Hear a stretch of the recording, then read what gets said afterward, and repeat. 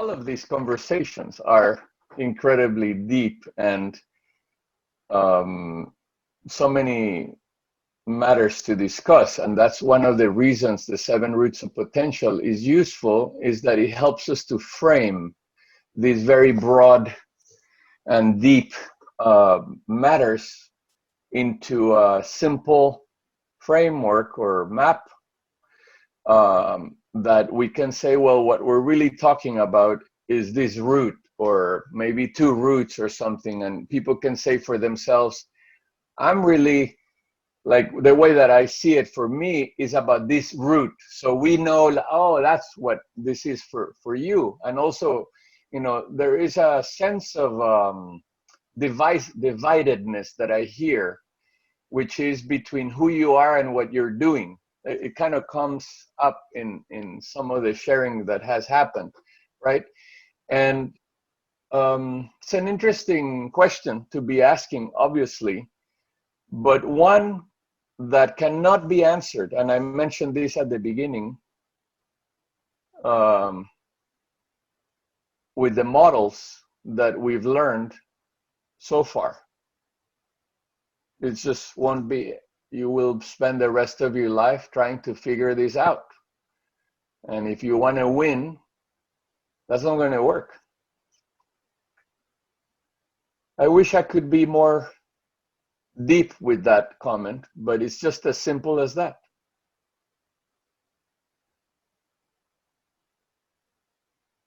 You can spend the rest of your life wondering about your dividedness. But if you're using the models of external to internal, that's not going to work. And of course, we're very good in society at camouflaging them. Like, sometimes it's presented to us as, well, no, this is actually an internal, like an inner life type of thing. But yeah, but so why are you giving me a formula? If it's an inner life, then why are you telling me what to do? And so I'll just end it by saying that if you want that dividedness to stop, you have to be committed. If you're not committed to anything, there is nothing that's going to happen.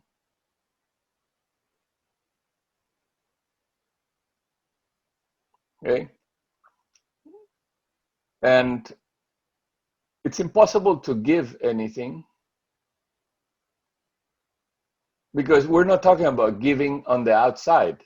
Like, somebody comes into our lives and wants to give all kinds of material goods. Well, okay, thank you, but that's not evolution. I mean, you know, that's not the point.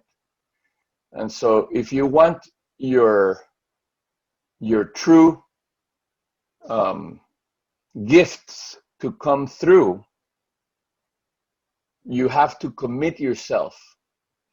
And no one can tell you what you need to commit to, but you to yourself. There is no commitment. You can decide for yourself what it is that you're committed to. And don't take it so deep, like, oh, I need to find my purpose.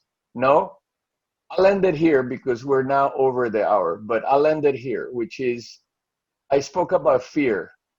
We invent all kinds of things to do so that we don't commit. So we're fearful of commitment. So we make up stories. Oh, well, I need to figure out my purpose. No, that's not true.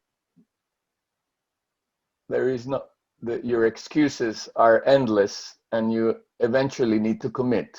And that's the story. So thank you guys for everything that we've discussed today, for your sharing, for allowing this space to unfold, and for taking this to heart, you know, reviewing what we've spoken about. What is your commitment? What is it that your excuse is for being divided? You know, where are you out of integrity with yourself? You can only answer that question. And then in community, we cannot, as Jeanette said, we can only grow if we're really here, committed to something. And that's why the immense opportunity to integrate evolution, collaboration, and impact. I think those three. By the way, collaboration and impact without evolution is just fear. God bless you all.